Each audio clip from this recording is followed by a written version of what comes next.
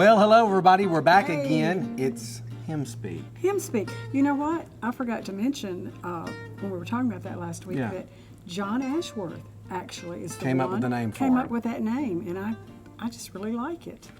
He did a good job.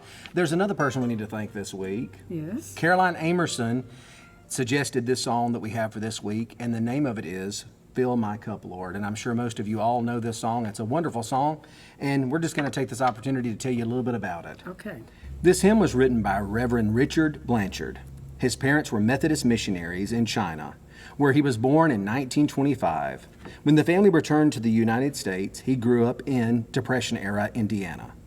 Then came south to North Carolina, where his father was an Army chaplain during World War II. He studied at Davidson College and graduated from Mercer University.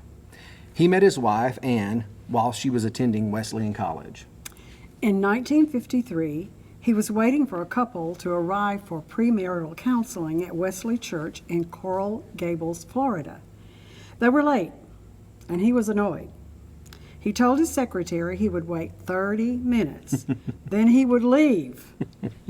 But instead of fuming over it, he went to a Sunday school classroom and began to play on the piano to kill time. Quite often, I will play around with a song idea in my head, he said in a newspaper interview for the Miami Herald. All of a sudden, it will gel. It took only 6 minutes to think of the words for Fill My Cup, Lord. I was finished with the music in another 20 minutes.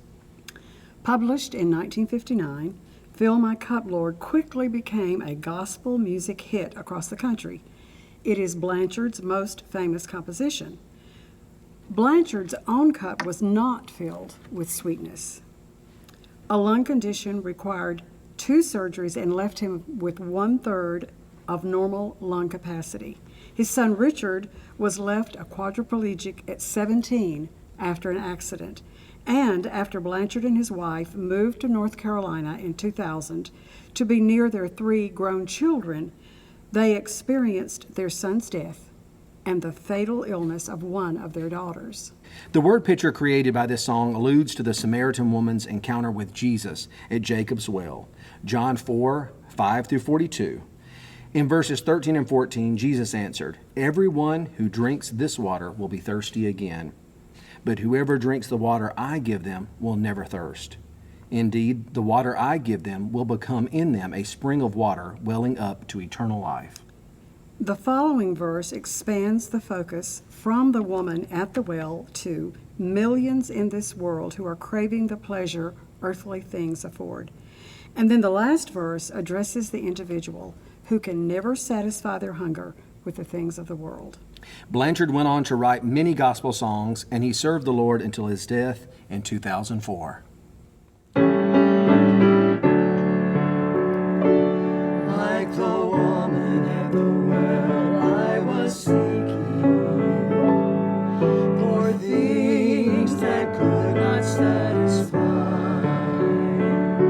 And then I heard my Savior speaking, "Draw from my well that never shall run dry."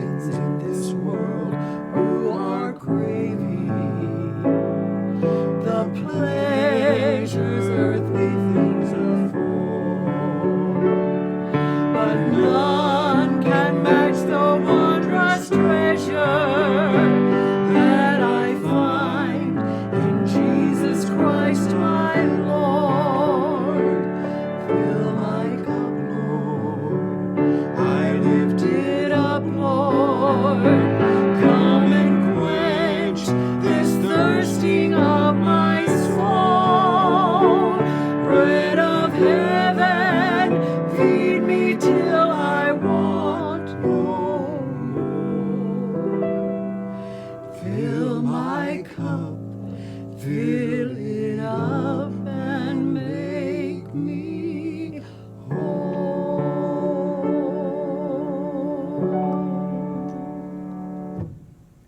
Thank you again for joining us this week for Hymn Speak, and keep sending in the request. We love getting Please. those, and we'll see you next week.